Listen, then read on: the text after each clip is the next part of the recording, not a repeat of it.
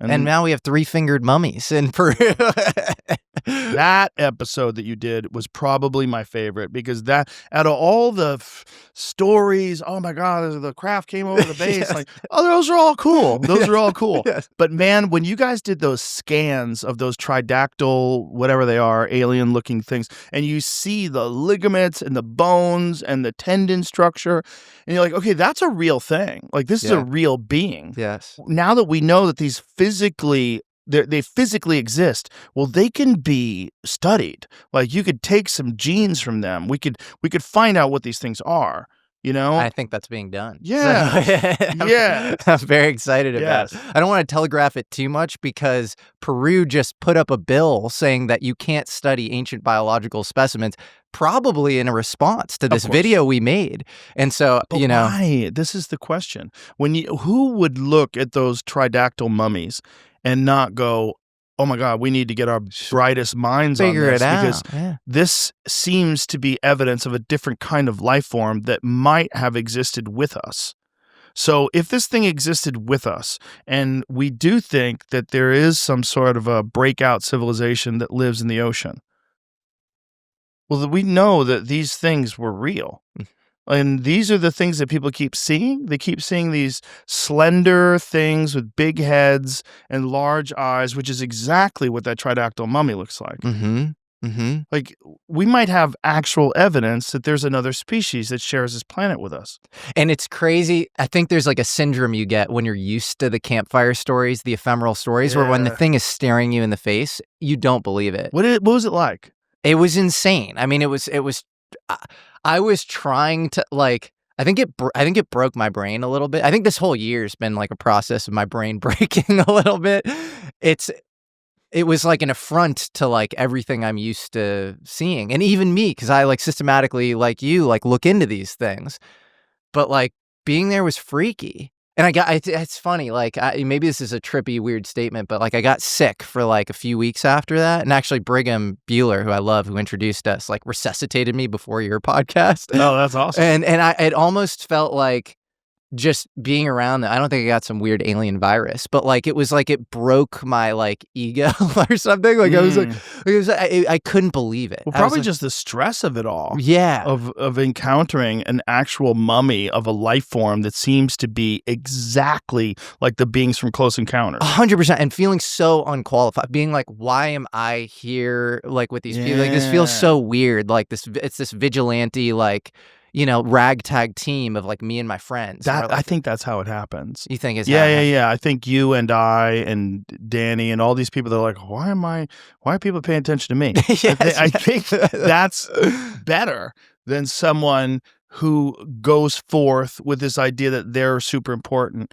and they're the ones that are going to break the story. Yes. They're the ones that are going to get the scoop. Yes. You know? Yeah. That always backfires. Yeah. It's like such bad energy. Yeah. It's bad energy. Yeah. It's a bad intention. Like you're going into it with the wrong intentions. Yes. Yeah. Do you think, along the lines of the pyramids in Egypt, do you think there's going to be a disclosure around what those were built for? Is there going to be a combination of the Christopher Dunn stuff, the Robert Schoch stuff, where they're like aligned via the last procession with Orion's belt, and Graham Hancock talks about this too, and maybe the Book of Enoch, where like, you know, I asked Graham Hancock point blank, what do you think their actual function was if they weren't a tomb? And he almost implied that they were like a Stargate. When it comes to the pyramids themselves lining up with Orion's belt has always, across many cultures, been the place of ascension of souls. Absolutely. It is here in North America, and in Central America and in South America.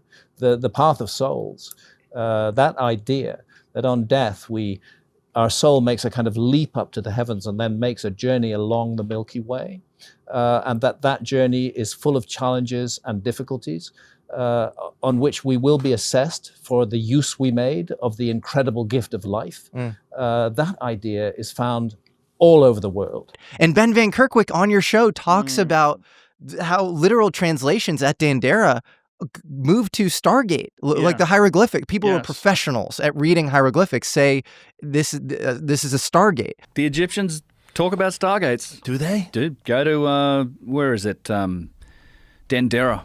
There's actually a couple places. The literal translation, You can read it on the walls. I always show people when we go there. There are 2 or 3 depictions of stargates. That is the literal translation. You see the stars, the stars above the gates. So there's literally different these and with the words they relate to specific constellations. This is in the top what's the zodiac room at Dendera, where they have a replica of the circular zodiac on the ceiling. That say what it is bananas. Yes. So was it maybe like a portal of sorts or something? I mean, we could speculate all day long, but I do think we're going to know a lot about it within the next decade or so. I think there's going to be a tremendous amount of resistance for the next 5 or 6 years. But then I think as all this crazy AI innovation overwhelms us, because it will overwhelm us, it's going to transform society. I think we're going to lose an enormous amount of jobs. It's going to change the way civilization functions. And that is going to be such a disruption that other disruptions will be more palatable. And so the disruptions about the history of our timeline is going to be more palatable. And I think we'll be able to, I think a lot of educational institutions are collapsing, and they're collapsing in terms of like, you know, the Epstein thing that just happened with the guy who was top dog at Harvard. Larry Summers. Larry Summers just had it. I think a lot more of that's going to happen. Yeah. And I think a lot more people are going to realize like what they realized during the hearings when they were interviewing the heads of Harvard, and they said if someone is saying kill the Jews and they're yelling this on campus, is that considered hate speech? And they're like, well, only if it's actionable. Like, what? What are you saying? Like, how the fuck are you the head of Harvard? And I think not just, you know, the idea of like the woke mind virus or Marxist ideology, but there's no question that stuff has invaded a lot of our institutions of higher learning. And I think they're in disarray. And I think AI is going to replace the need for them, like almost entirely. It will be pointless to get a degree in coding. It's not going to matter. This fucking phone can do it in 3 seconds. Why are you going to spend 300 days on something that could be instantaneously done? I think it's going to remove a lot of the incentives for people to go and get degrees.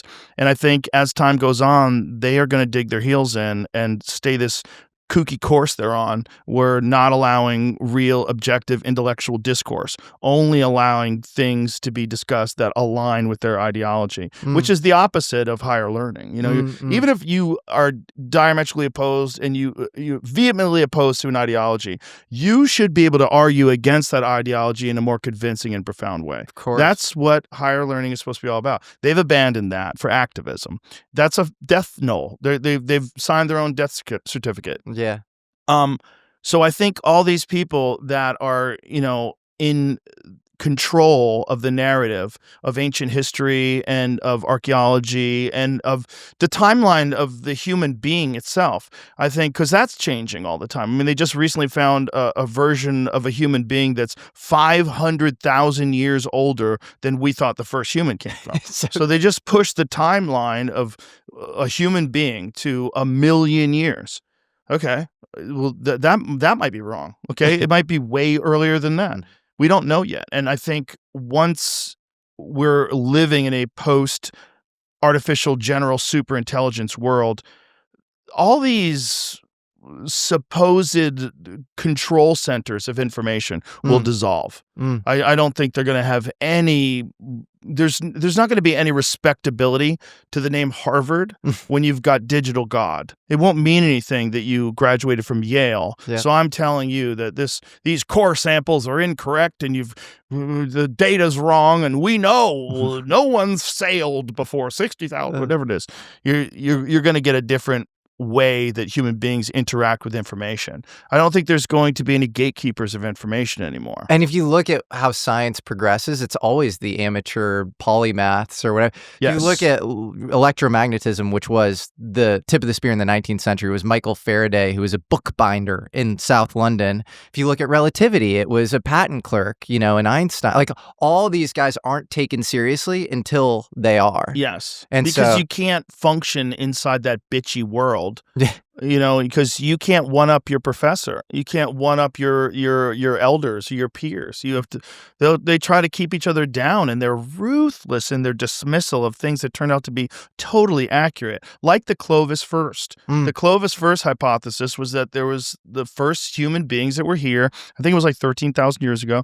Was the Clovis people and they thought that was true, and then this one guy found evidence to the contrary, and they ruined his career. They ruined his career for like a fucking decade. They relentlessly tormented this guy, dismissed him, used the worst language possible, and it turns out he was right. And now they pushed it back even further, and he keeps going further, and they keep finding new artifacts like, okay, wait, this is from 60,000 years ago. What's going on? Was this made by a person? Like, what is this? And I think those institutions have done themselves in, and they've served a great function for a long time. But I think, they're not necessary anymore. And I think in some ways they're counterproductive, because it takes a lot. When you're a young kid and you're 18 years old or 17 years old, and you leave high school, and then all of a sudden you're in a university, you're so malleable, and there's so many social pressures for you to sort of you just become your environment. You sort of give in to the zeitgeist of whatever the university has. And for a lot of people, it's like leftism and Marxism and socialism, and and you're all like fighting for like social cred and virtue signaling, and you're just trying to stand out. And one of the ways to stand out is to be like the most virtuous. Like, Bob's so hardcore.